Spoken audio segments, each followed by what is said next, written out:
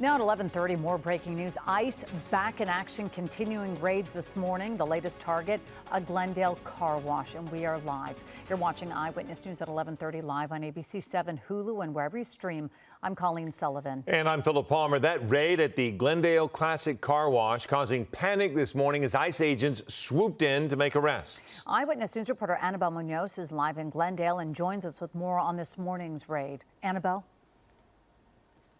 Colleen, we are really just gathering information, but I want to tell you that Air 7 was over the scene as this was playing out. We saw the vehicles that we believe were unmarked, and after speaking with a manager here on the property, we understand that initially 2 people were taken by the individuals who were here, who witnesses described as being masked, as not identifying themselves as being in unmarked cars, and we understand that one of those individuals was then dropped back off here at the property.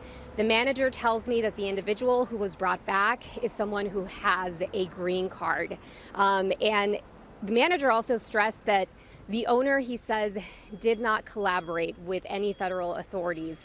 Right now, we don't know exactly what agency it was, whether it was ICE or any other federal agency. There were several witnesses around. We understand that they also tried to intervene in one form or another. They were videotaping on their cell phones. They were shouting at some of the individuals here, and we have some of that video to show you. Let me ask our director if we have the interview from one of the witnesses. All right, let you hear the interview from one of the witnesses who was here as this all started until the very end, really. A crowd gathered around and started yelling and cursing at them to leave and to show their faces, but they were fully masked, and they were quick, and they left. And it's frightening. It's outrageous and angering, and it's not the America that I grew up, revering. So it's very upsetting, and I'm still processing it right now. Just know that this is happening in America, and that it's not going to stop unless people organize and protest and express how this is not what our country is about. Now, speaking of the organizing and protesting that witness was talking about, when we arrived on the property, we also saw people who were here with a rapid response network. One of those individuals is Sarah Houston, who is an attorney with the Immigrant Defenders Law Center. Sarah, you and I were both here at the same time talking to witnesses, talking to the manager on the property. What have you learned, and what do you want people who are watching to know about what happened here? Yeah, so we heard reports that ICE was in, I think, 3 places around Glendale, and I'm a community member, so we hopped in the car, got here around 10. ICE had just left, and what we heard from people who were actually here is 3 or 4 SUVs came in unannounced. The owner asked them specifically for a warrant, and an ICE officer told the owner to his face, "I don't need a warrant."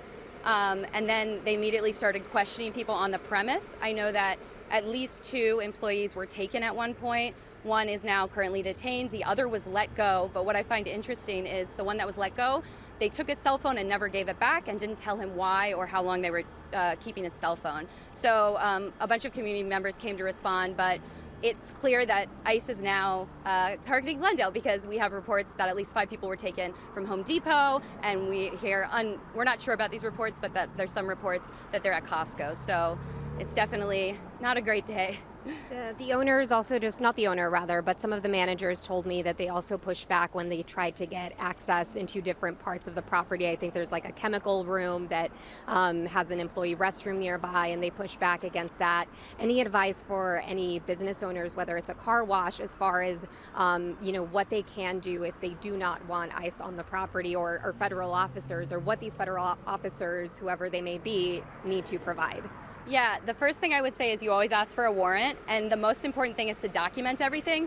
You are allowed to record officers and ask for their badge numbers on your premise. You are allowed to ask them these things. They may not give you any answers, but I'd say have someone documenting and then immediately have another person go and call a rapid response line, call an attorney, because the sad truth is they're supposed to have a warrant, but a lot of times they don't and they just force their way in.